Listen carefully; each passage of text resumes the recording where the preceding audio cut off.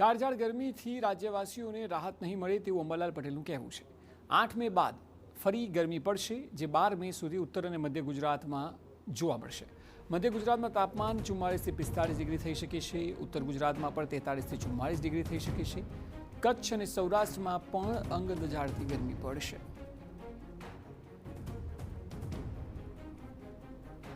તારીખ 12 મે સુધીમાં તો મધ્ય ગુજરાતના ભાગોમાં મહત્તમનું તાપમાન 44-45 ડિગ્રી સેલ્સિયસ જેવું અને ઉત્તર ગુજરાતના ભાગોમાં પણ 43-44 ડિગ્રી સેલ્સિયસ જેવું મહત્તમનું તાપમાન થઈ જવાની શક્યતા રહેશે। કચ્છમાં પણ 41-42 ડિગ્રી સેલ્સિયસ, કદાચ 43 ડિગ્રી સેલ્સિયસ કોઈ ભાગમાં થઈ શકે અને ઉત્તર સૌરાષ્ટ્રના ભાગોમાં પણ મહત્તમનું તાપમાન 42-43 ડિગ્રી સેલ્સિયસ જેવું થવાની શક્યતા રહેશે।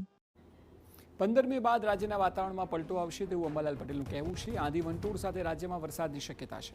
પ્રી મોન્સૂન એક્ટિવિટીના ભાગરૂપે વરસાદનું અનુમાન છે। અંબાલાલ પટેલની આગાહી અનુસાર રાજ્યમાં હજુ 8 મે સુધી છૂટાછવાયા વરસાદની શક્યતા છે, જે બાદ આકરી ગરમી પડશે અને ગરમી બાદ આંધી વંટોળ સાથે વરસાદનો રાઉન્ડ શરૂ થશે।